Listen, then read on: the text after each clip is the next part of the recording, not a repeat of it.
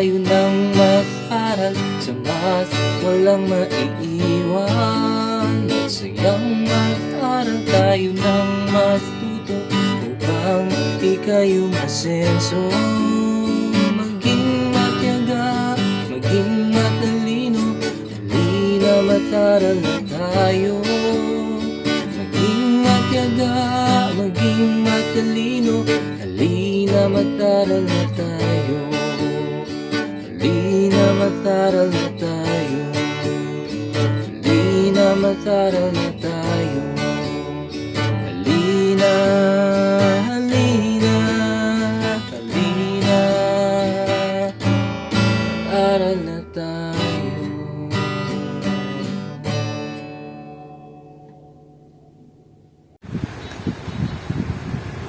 Magandang buhay, Batang MANDunong! Welcome to our series of online academic reviews of CLAID Learning. Tayo ngayon ay nasa week 6 na at huling linggo para sa 4th quarter.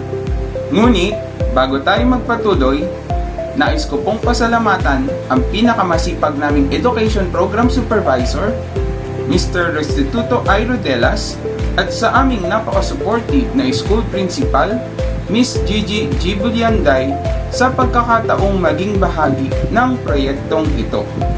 Tara na mga Batang MANDunong, samahan ninyo ko sa ating pag-aaral upang tayo'y Math-tuto. Siguraduhin nakahanda na ang inyong papel, ballpen, at tablet. Project SOAR, series of online academic reviews of Mathematics CLAID Learning Module Mathematics 7, Quarter 4, Week 6. Objectives: the learner uses appropriate statistical measures in analyzing and interpreting statistical data. Number 2, draws conclusion from graphic and tabular data. Let's have a recap or review. Match the definition with the terms inside the box. Write the letter of your answer on the space provided. Number 1. It is a branch of mathematics that concerns the collection, organization, analysis, and interpretation of data. That is statistics, and that is letter I. Number 2. It is either the average, the middle value, or the most frequent value in a given set of data. That is the measure of central tendency. Usually, the measure of central tendency measures the middlemost of the data. So, our answer is letter B. Number 3. The sum of all the numbers in the set divided by how many numbers there are. We call that as the mean. In the measures of central tendency, it is the most commonly used in the measures of central tendency, and that is letter D. Number 4. The middle score for a set of data that has been arranged from highest to lowest or lowest to highest. Okay? The data here is either ascending or in descending order. And we need to identify the middle term. And that is the median. What is the letter of our median? And that is letter E. Number 5. The most frequent score in a set of data. Okay, that is what we call the mode. Usually, the mode is the most frequently occurred data in a given data set. Number 6. It is the spread or scatter of individual values around the central point. Okay, that's what we call the measures of variability. It measures the dispersion of the data or yung pagkakaiba-iba nung it's either score or yung data. And that is letter C. Number 7, the difference between the highest value and the lowest value in the data set. Okay, that is what we call the range. Okay, in measures of variability, range is the most easiest to use, and it is also the most unreliable in measures of variability because it only uses two data, which is the highest and the lowest, just the difference. Okay, that is letter G. Number 8, the average of the summation of absolute difference between each score and the mean. That is what we call the average deviation. Okay, and that is letter A. Number 9, the average of the squared deviation from the mean. In here, the absolute difference between each score and the mean is squared, or it does have a square, and that is what we call the variance, and that is letter J.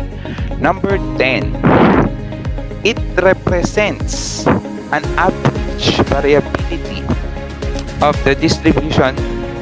That is why it is considered the best indicator of the degree of dispersion. Usually, in measures of central tendency, the most commonly used is the mean. In measures of variability, the most commonly used, because it is more reliable, the result is more reliable, is the what we call the standard deviation. Okay, and the reason why it is the most reliable in measures of variability because it uses all the data set.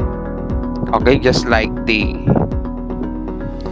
mean or the average.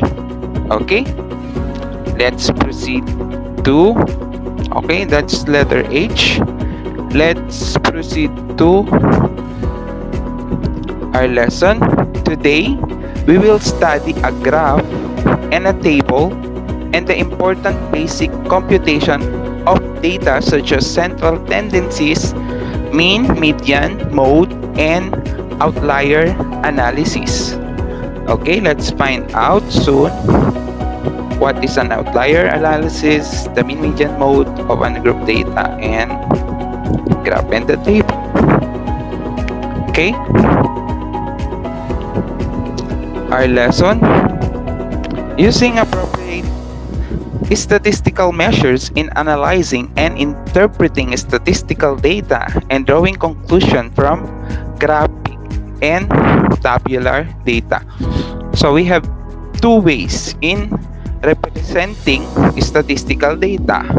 We have the graphic or the drawing, and we have the tabular or the listing.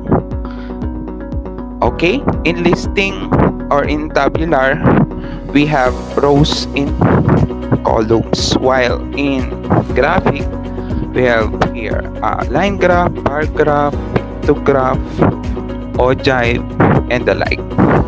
Okay, next. Measures of central location tendency is a single numerical value to represent a group of data by its center point. Commonly used measures of central tendency are mean, the median, and the mode. Okay, what is the mean then? Mean is the most stable and used measure of central tendency, as I've said earlier, primarily because it considers each and every score. Mean is the most stable measures of central tendency, but it fails if there is an outlier. So what is an outlier then? Outlier distorts the mean and significantly influences the central location of the distribution. Usually, an outlier is the most dispersed data among the dataset because it will greatly affect the value of our mean if there is an outlier among the dataset. So, an outlier can be extremely the highest or the big score or the highest score or the lowest or the smallest among the data set.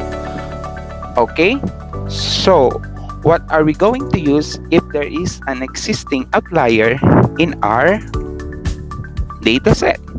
Okay, it is more appropriate measures of central tendency location where there is an outlier.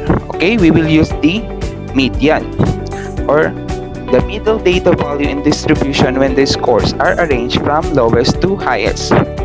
In here, we just need to arrange our data from highest to lowest or vice versa. Then, we will just simply get the middle of the data. So, yung gitna lang yung kukunin natin. So, hindi siya maaapektuhan ng outlier dahil yung middlemost lang, no? Based dun sa arrangement ng ating data set. Okay? Mode is the most frequent data.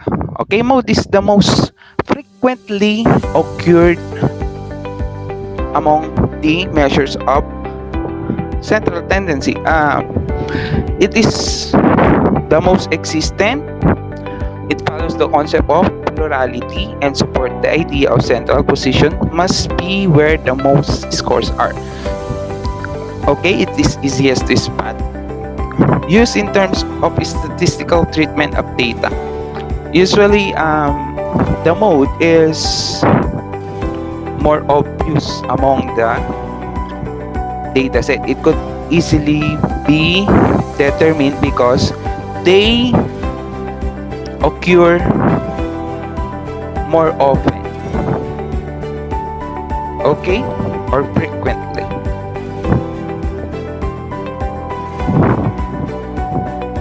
Okay, let's have an example. Parañaque City COVID-19 update as of March 10, 2021. The total of active cases in the city of Parañaque is 441 or 4.5%, including no address, unknown barangay, and 75 new cases. So in our table, we can see here the barangays in Parañaque and the number of active cases of COVID-19 in each barangay in Parañaque. Okay, let's watch a short video clip about Parañaque. Okay, let's have a glimpse of Parañaque. That is an airport, city of dreams.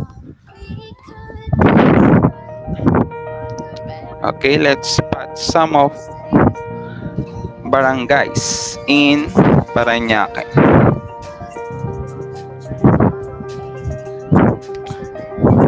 Okay, as you notice, there's a lot of side vendors there, sidewalk vendors.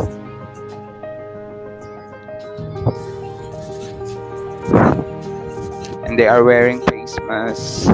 So those are the places that we could see in Parañaque. Okay, that is Baclaran. where I think that is the most visited places in Parañaque because it sells cheap value of things. It's cheaper. Okay, that's it. And let's have an interview of the mayor in Parañaque regarding about the COVID cases in Parañaque. Okay, that is Mayor Edwin Olivares of Parañaque. Okay, let's forward it. Okay, that is the location. We will try to look the map of Parañaque. Okay, Parañaque consists of 16 barangays and have 800,000 of population. Okay, those are the Padilla barangay in Parañaque. Okay, the government is trying to reduce the number of cases in Parañaque. Here in this report, they are saying the number of cases, then implementation of quarantine pass and the like is applied. Okay? Answer the following question based on our data that we get in barangay of Parañaque. What is the mean, median, and mode of the active cases in Parañaque City as of March 10, 2021? Letter B. What is the most appropriate measure of central tendency to use in the given data, and why? So, what is the middlemost? That means the question is asking us which one is the middlemost or the most occurring value when it comes to several cases in each of the barangay if we are about to represent this group of numbers into one. What would be the middlemost of the number of the cases? Solution: finding the mean, median, and mode. To find the mean, add all the data values, then divide the sum by the number of scores in the distribution.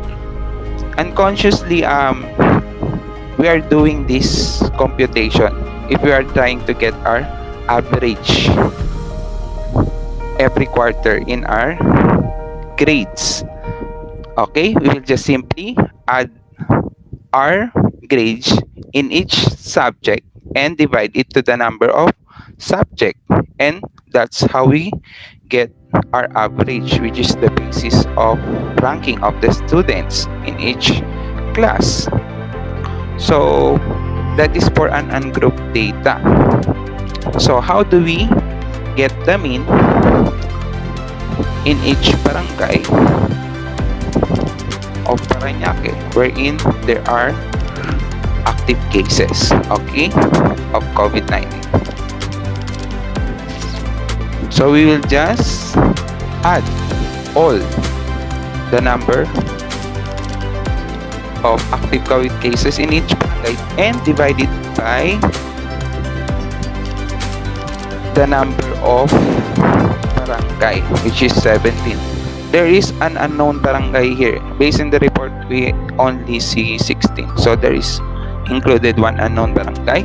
So we will just simply get the sum of our numerator, and that is 441, divided by 17. It gives us 29.4, which is equals to 25. You might ask, why is it that it is not equal to 26? So remind you that we are computing here is a person. So there is no such thing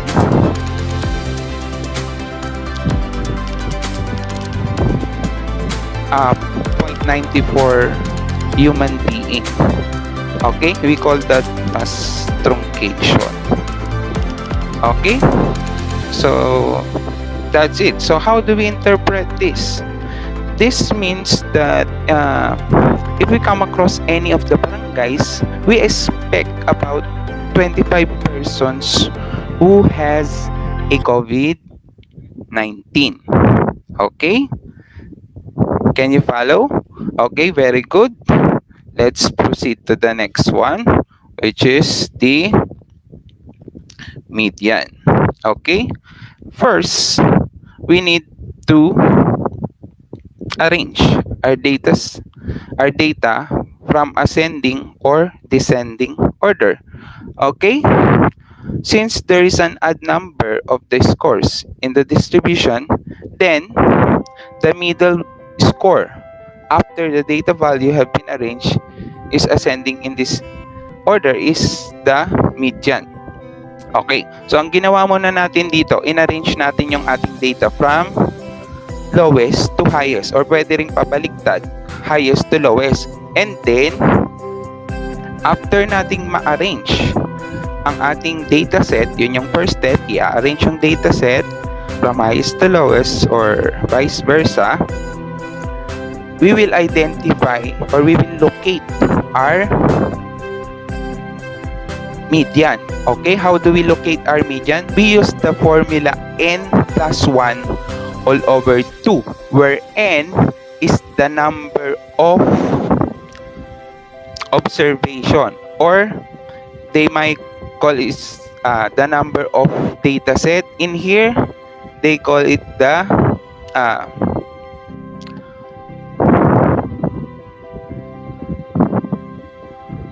number of score. Okay? So, magkakapareho lang ng ibig sabihin nyo, no? Number of score, yung number of observation, at yung number of data set. So, 17, add siya. Okay? So, 17, by using the formula, 17 plus 1, okay, I need your imagination. 17 plus 1, that is 18. Divide it by 2, that is equals to 9. Meaning, the 9th place in our data is our median. In this case, our 9th place is 26. If we will count from right, left going to right, okay, 26 here is on the 9th place. Okay, and if you will notice, from our median, it has 8 data going to left, and it has 8 data going to right, no? Nasa gitna siya. Okay, so yun yung pag-identify natin ng median if the number of our data set or number of observation is an add. Madali lang pag-add. How about if the number of our data set is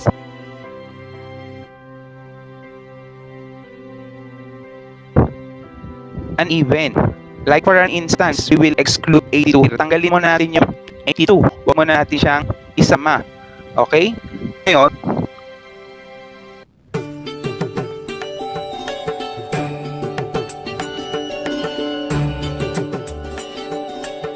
how do we get the median? Again, outer, which is n plus 1 all over 2. So, 16 plus 1, that is 17, divided by 2, it will give us 8.5. Okay? Meaning, our median is between the 8th place and the 9th place of our data set. Okay? In here, alam na natin na itong 26 ay yung pang 9th place, no? So, ang pang 8 natin dito ay yung 21. So, we will just simply add those data. 21 plus 26 will give us 47. And 47 divided by 2 will give us 23.5. Okay? So, that is our median. If we will not include 82, kung hindi natin sasama si 82. So, kung mapapansin natin, wala namang 23.5 sa ating dataset. Pero yun yung magiging median natin just in case na hindi po kasama si 82. Okay? Can you follow? Okay, very good. And congratulations. Thank you for patiently listening. Okay, finding the mode. Okay, how do we solve for the mode? By the way, by definition, mode is the most frequently occurred data. In here, 11 and 26 appears twice. Okay, so therefore there are our mode in our given data. Sila kasi yung pinakamaraming beses lumitaw sa ating dataset. Okay, usually the mode has the highest frequency. Okay, so 11 and 26 ang ating mode. So meron tayong iba't ibang tawag sa mode. Pag isang mode, ang tawag natin ay unimodal, pag dalawa bimodal, trimodal, pag tatlo, pag apat polymodal. Okay? So, there is also an instance that there is no mode. Okay? Kung halimbawa, no, wala namang most frequently occurred na data, no mode yung ating data, no? So, there is an instance wherein we can encounter that there is no mode in the given data set. Okay, so solution, letter B. So the appropriate measure of central tendency to use is the median because there is an existing outlier. Remember, when we get the median, the median does not affect the outlier. Okay, so in our case, it's more appropriate to use the median. Okay, so next, so in here our outlier is 82. Why? Because kung as we notice, 82 is the most dispersed data. Siya yung pinakakaiba, no? Kung mapapansin niyo yung agwat ng mga bilang ng active cases sa mga barangay ay hindi naman ganong kalalaki yung agwat nila. Samantala sa baklaran, no, siguro dahil kasi ang baklaran ay yun yung madalas puntahan ng tao dahil mura ang mga bilihin, no? So yun yung madalas doon na-spread yung maraming virus na COVID sa baklaran. Samantalang dito sa unknown barangay, siguro dahil di kilala, hindi masyadong na-spread, no? Kasi maaaring hindi naman kilala. So, hindi alam siguro, kaya hindi pinupuntahan. Okay? So, also, there are two modes. 11 and 26. Okay, so drawing conclusion from tables and graph. Tables and graph are two useful and effective ways of presenting data. They are visual presentation that organize information to show patterns and relationship. Okay, mas madali kasi natin maintindihan ang data kapag nakapresent siya into table or into graph. Okay, what is a table? A table is a set of facts and figures arranged in columns and rows, while a graph is a diagram or drawing that shows the relationship between changing things. Common graph use are line graph, bar graph, pictograph, yung mga picture, no? Pie graph, or sometimes they call it as circle graph, and the histogram. Okay, let's have the three-world pandemic and epidemic that hit the Philippines beside COVID-19, and how do we respond and what we learn. Okay, so dito natin kukunin yung ating data, no? Sa pandemic and epidemic. So pipilangin natin yung number of deaths that strikes our country before the COVID-19 happens. Okay, so let's have first the SARS. It happens way back year 2003. Okay, so the first in southern China Sea across 26 countries, infecting more than 8,000. Philippines had a total of 14 cases, 2 recovered, and 2 died. Okay, we are actually among the least affected. So hindi tayo masyadong apektuhan ng SARS. Dalawa yung namatay sa atin nun. Okay, people older than 60 upward mo. So usually ang nagsuffer dito yung mga matatanda. Ang symptoms niya ay lagnat, ubo, saka sipon. Okay, so how do we respond to SARS way back 2003? So yan, makikita natin ito yung international na iya. Okay, so meron tayong ginagamit na thermal scanner na kung saan, or thermal camera, no, na kung saan na-identify yung temperature ng ating katawan. So isa kasi sa symptoms niya ay flu or yung lagnat. Okay, ano pa yung ginawa natin pag responde? Gumawa rin tayo ng monitoring, no? Nag-monitor tayo ng mga in and out sa ating bansa, kasi usually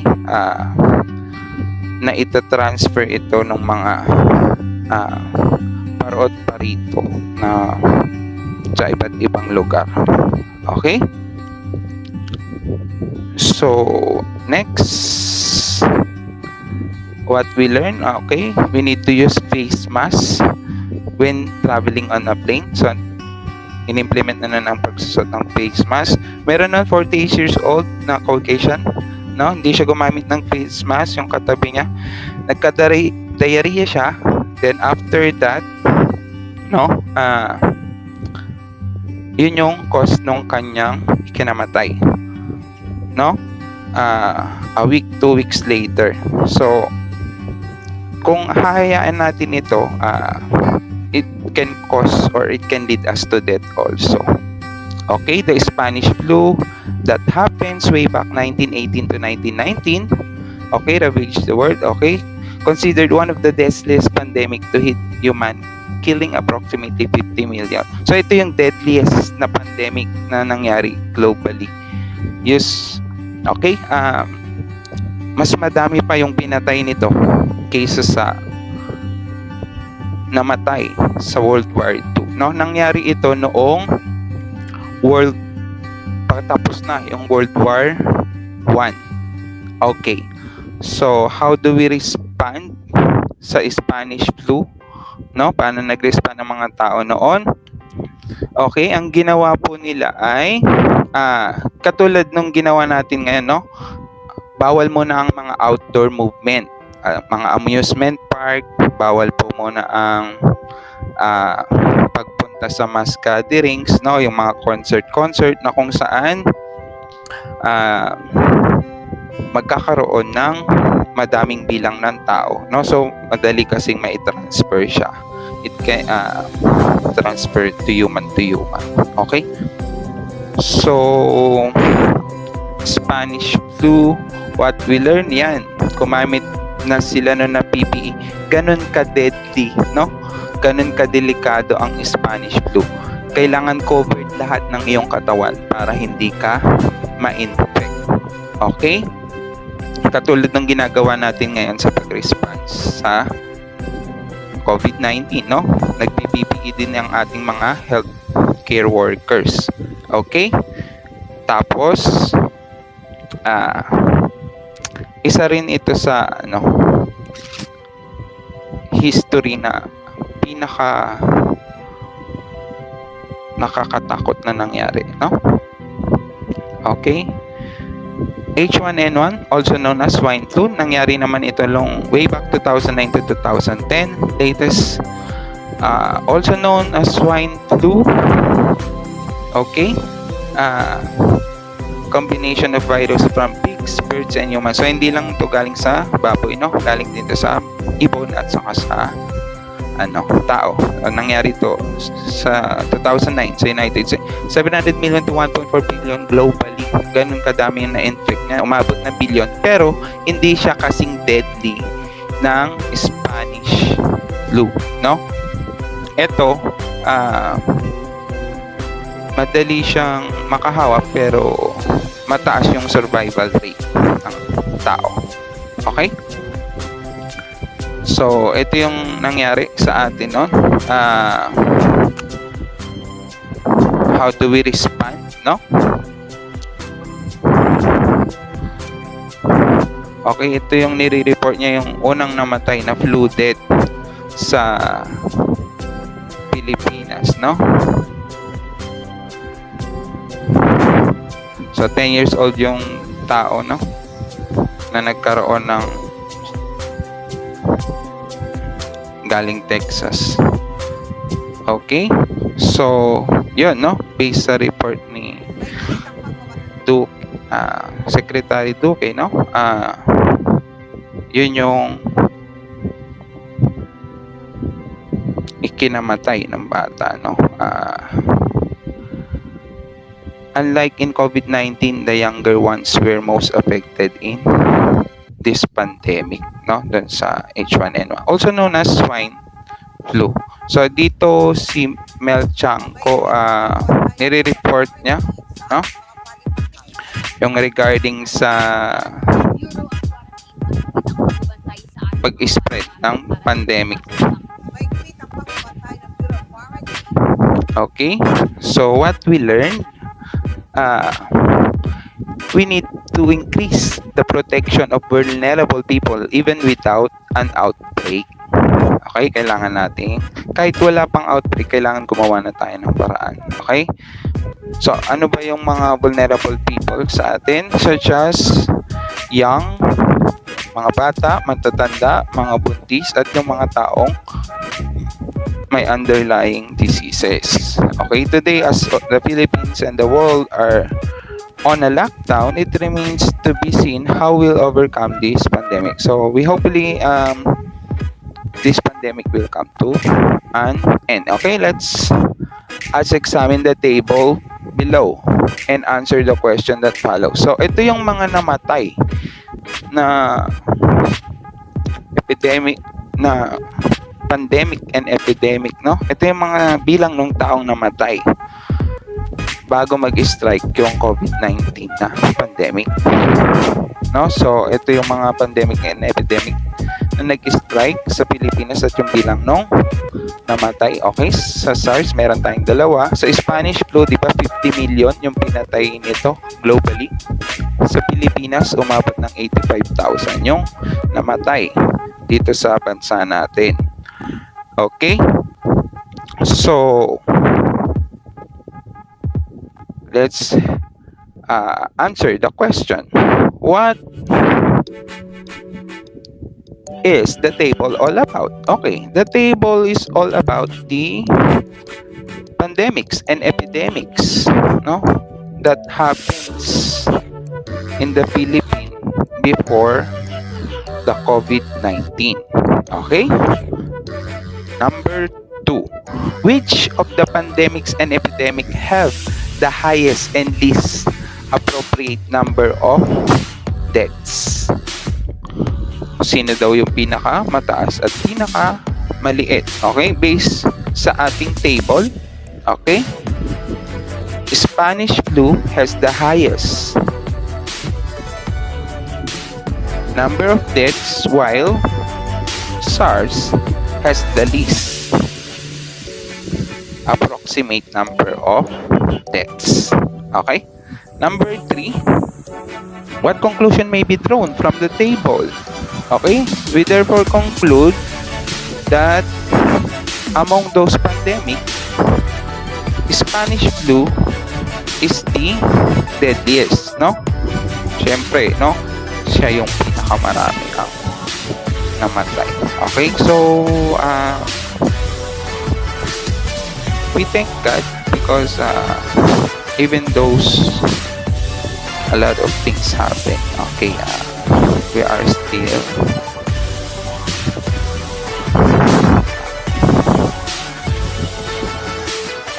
have life.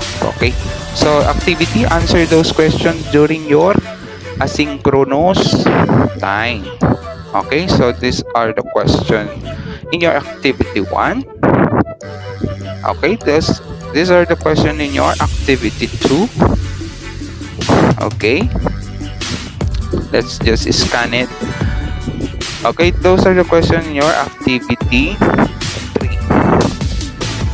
3. Okay, so there's a saying from Albert Einstein that not everything that counts can be counted, and not everything that can be counted counts, no?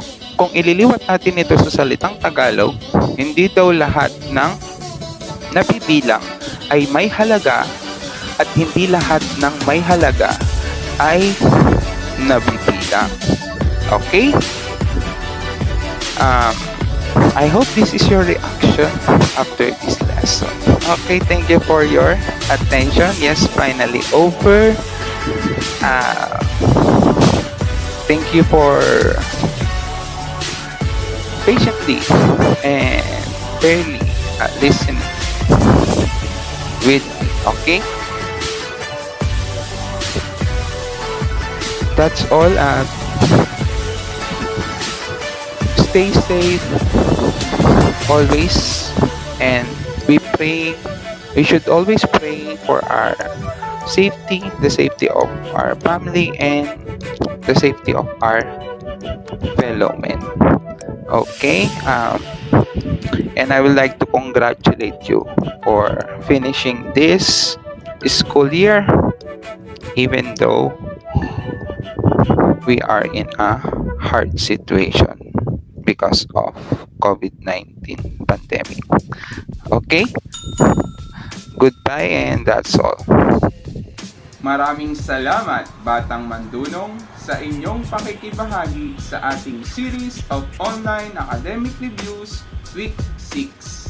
Tandaan, maging matiyaga, matalino, at matuto sa kabila ng pandemya. Ako po si Sir Lester na nagsasabing, kung wala na tayong maisagot sa ating mga module, ang ilagay na lang natin magmahal. Dahil kailanman hindi mali ang magmahal. Stay safe, God bless, and thank you.